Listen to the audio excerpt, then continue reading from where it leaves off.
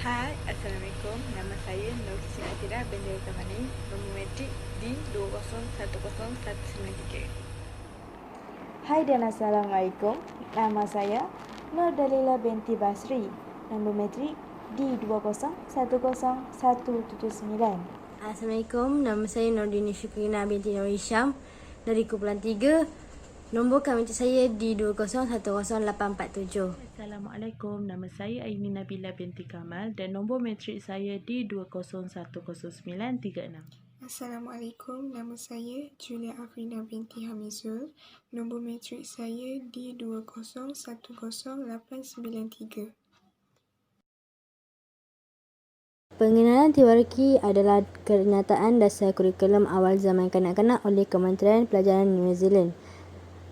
Teori ialah satu kerangka untuk menyokong tamariki, iaitu pembelajaran awal kanak-kanak dalam konteks sosial budaya. Ia menekankan perkongsian pembelajaran antara kalako, iaitu guru-guru, ibu bapa kanak-kanak dan wahanau, iaitu keluarga. Teori menyediakan 4 prinsip rangka kerja untuk K Tuao Te Pai. K Tuao Te Pai merupakan satu penilaian untuk proses pembelajaran dan amalan terbaik dalam pendidikan awal kanak-kanak. Umur kanak-kanak yang terlibat dalam kurikulum teoriki adalah bermula dari lahir hingga masuk ke prasekolah. Berikut adalah kelebihan kurikulum teoriki. Yang pertama adalah ibu bapa dan penjaga dapat mengetahui bagaimana untuk meningkatkan perkembangan kanak-kanak dari segi jasmani, emosi, rohani, intelek dan sosial. Kelebihan yang kedua adalah secara bukan lisan. Sebagai contoh dari aktiviti lakonan, kanak-kanak dapat memperolehi bahasa dan simbol-simbol mereka sendiri. Kelebihan yang terakhir adalah secara lisan. Sebagai contoh, melalui aktiviti menyanyi, kanak-kanak dapat berinteraksi dengan mesra antara rakan-rakan, guru-guru, masyarakat dan persekitaran. Kelemahan tiruaki. Ibu bapa kurang mengambil tahu mengenai kanak-kanak disebabkan oleh pekerjaan. Hal ini kerana ibu bapa terlalu mementingkan pekerjaan mereka sehingga mereka mengabaikan tanggungjawab mereka kepada anak-anak mereka. Ini juga menyebabkan tingkah laku kanak-kanak berubah terhadap ibu bapa mereka.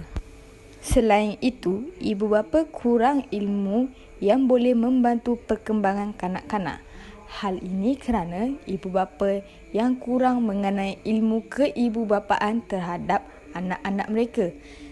Ini akan menyebabkan pembelajaran anak-anak terganggu disebabkan oleh ibu bapa yang kurang ilmu yang mendalam mengenai pembelajaran yang dipelajari oleh anak-anak mereka pada masa kini. Cara pelaksanaan teoriki. Sejak tahun 1840, Britain menjajah New Zealand telah memberi kesan terhadap pentadbiran, budaya, ekonomi, kehidupan, sosial dan pendidikan New Zealand. Selepas tahun 1984, New Zealand tidak bergantung kepada pasaran Britain dan menukar ekonomi kepada bidang perindustrian.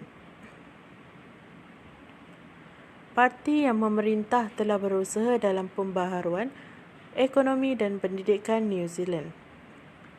Pada tahun 1989 telah mengeluarkan Education Act of 1989 dan National Education Guidelines.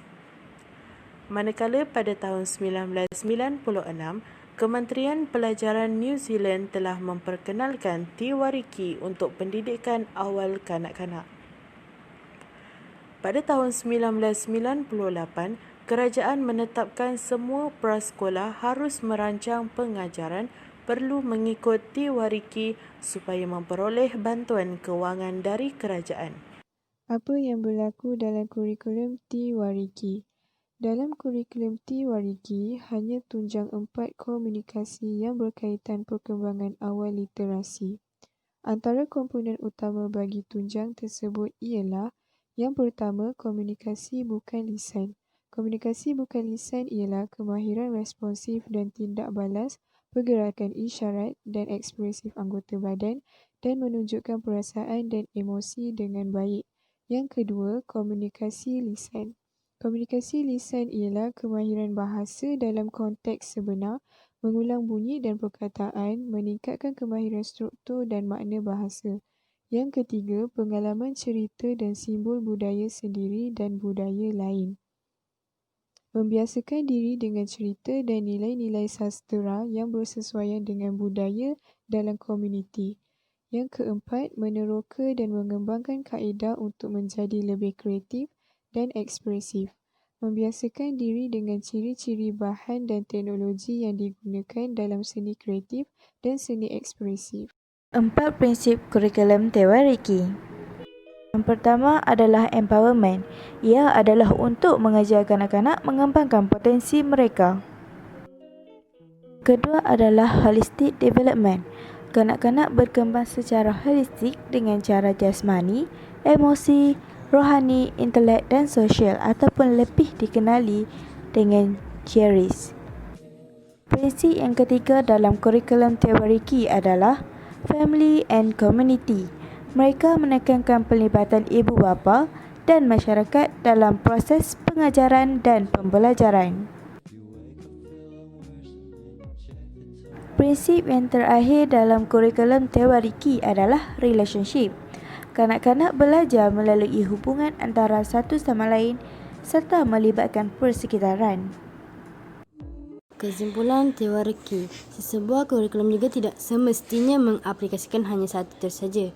Ia boleh mengambil dan mengaplikasikan pelbagai teori bagi membentuk kurikulum yang mantap. Walaupun demikian, menurut DOL 1992, kebanyakan kurikulum yang dibentuk tidak dapat diikuti sepenuhnya oleh setiap sekolah kerana kekangan-kekangan tertentu. Namun sekurang-kurangnya, kurikulum ini menjadikan sesebuah sekolah mempunyai arah tuju dan bahan rujukan untuk beroperasi dan mengajar kanak-kanak. Huraian-huraian tersebut membuktikan keberkesanan yang dikemukakan oleh orang bijak pandai terdahulu sangat berguna dan memberi kesan yang mendalam dalam bidang pendidikan oleh kanak-kanak. So, kurikulum teoriki ini sangat bagus untuk kita gunakan sebagai guru. Jadi kita haruslah mendalami dalam bidang pendidikan kanak dan belajar tentang pelbagai teori yang orang-orang zaman dahulu guna.